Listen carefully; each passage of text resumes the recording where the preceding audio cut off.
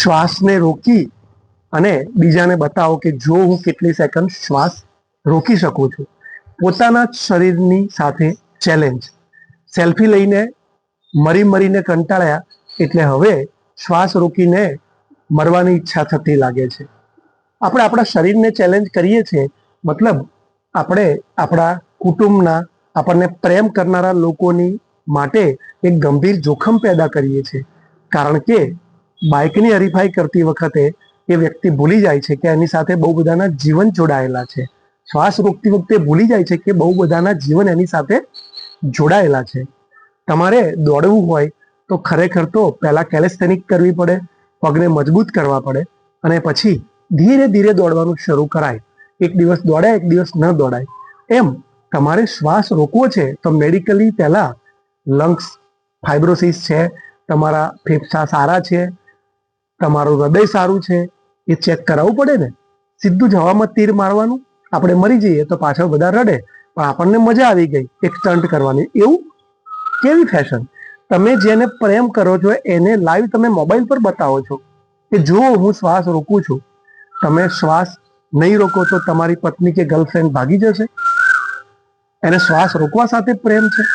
આ તો કેવું ગાંડપણ છે! આપણે કઈ દુનિયામાં જીવી રહ્યા છીએ? આપણો અહંકાર સતત આપણે કંઈક બીજાથી અલગ છીએ એ બતાવવા માટે મથતો હોય છે, અને આ એનું પરિણામ છે. અરે બતાવવું છે તો બહુ બધું બતાવવા જેવું છે. ખરી બતાવો. દુનિયામાં બહુ બધા લોકો ને તમારી જરૂર છે, તમારી શક્તિઓની જરૂર છે. એ જે હોર્મોન છે એ અવળચંડાઈ છે, એને એક જગ્યાએ પેનિટ્રેટ કરો ને. આર્મીમાં જરૂર છે, અથવા તમારા જીવનમાં કંઈક એવું એચીવ કરો કે જે જોઈને બધા તમને યાદ કરે. બોર્ડમાં પહેલો નંબર લાવનારા કેટલા લોકોને તમે તમારા જીવનમાં પાછળથી ઓળખો છો? ના, એવી રીતે નહીં. આ દુનિયામાં કંઈક જુદું કરવું પડે. સળંગ 100 કિલોમીટર દોડે છે, એનું નામ છે ગરુડ કમાન્ડો.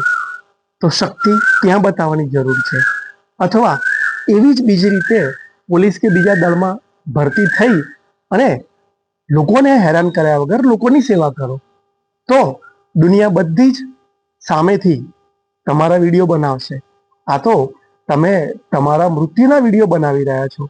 કારણ કે કુંભક પ્રાણાયામ તો સદીઓથી ચાલે જ છે, પરંતુ કુંભક એ યોગનો એવો ભાગ છે કે જેમાં એકદમ પદ્ધતિસર ધીમે ધીમે અમુક ક્ષણ સુધી શ્વાસ રોકવાનો છે, જેનાથી હૃદય મજબૂત થાય અને શરીરની અંદર ઓક્સિજન અને કાર્બન ડાયોક્સાઇડનું સંતુલન થાય.